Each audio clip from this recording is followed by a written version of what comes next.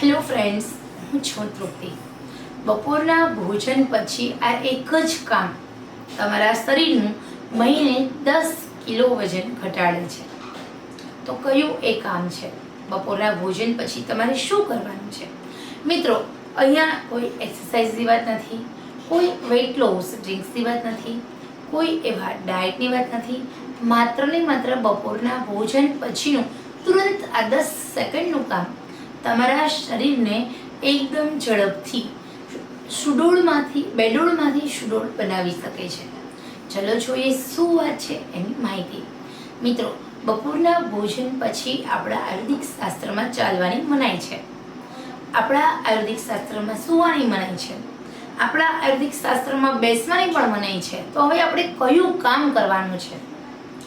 બપોરના ભોજન પછી તુરંત તમારે માત્ર ને માત્ર 100 ડગલા ચાલવાના છે, વધારે નહીં. આપણા ખોરાકને આપણા જઠરાગ્નિમાંથી પાચન તંત્ર સુધી પહોંચાડવા માટેનો પાથ આપવાનો છે. તો એના માટે ભોજન પછી માત્ર ને માત્ર 100 ડગલા, વધારે નહીં. વધારે ચાલવાથી કોઈ જ ફાયદો થતો નથી.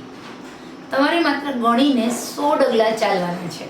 અને એ 100 ડગલા ચાલો એ પછી તમારે વજ્રાસનની સ્થિતિમાં બેસી જવાનું છે. કેટલી મિનિટ સુધી? તો કે 10 મિનિટ સુધી.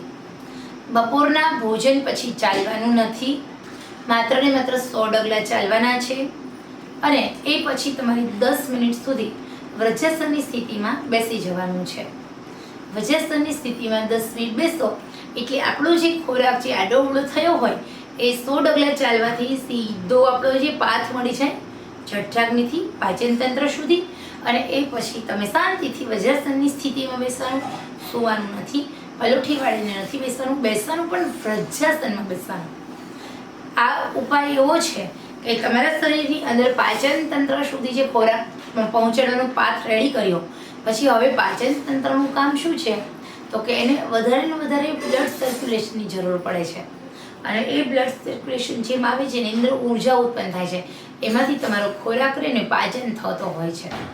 તો આપણે જેમ પ્લગ પાડીએ અને આપણું મશીન ચાલુ થતું હોય ને, જેમ એક સ્વિચ ઓન કરી છે ને ફેન ચાલુ થાય, એક સ્વિચ ઓન કરી છે ને પાણીની મોટર ચાલુ થઈ જાય છે, એક સ્વિચ ઓન કરી કે લીવર આપ્યો એટલે આપણું એક્ટિવા ચાલુ થયું, ગાડી ચાલુ થઈ એક્સેલ અને કિકથી. તો હવે આપણા શરીરની અંદર આપણા પાચન તંત્રને શાંતિથી બેસી અને વધારે બ્લડની જરૂર હોય છે. જેમ વધારે બ્લડ આપણા પાચન તંત્ર સુધી પહોંચે અને કિક મારે, એમ આપણું પાચન તંત્ર 150-200-300 ગણી સ્પીડથી પથરા જેવો ખોરાક પણ પચાવી શકે ને, એટલું આપણું પાચન તંત્ર મજબૂત છે.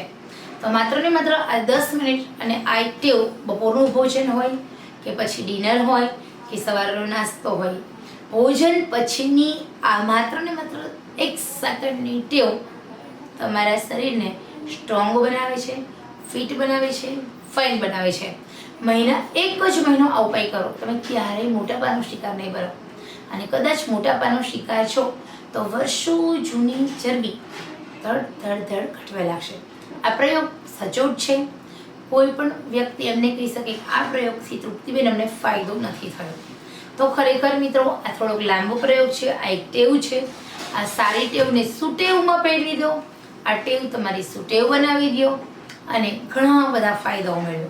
તો ખરેખર નાનકડી એ વાત તમને પસંદ આવી હોય તો આ માહિતી તમે બંને તેટલી વધારે શેર કરો, મને આનંદ થશે.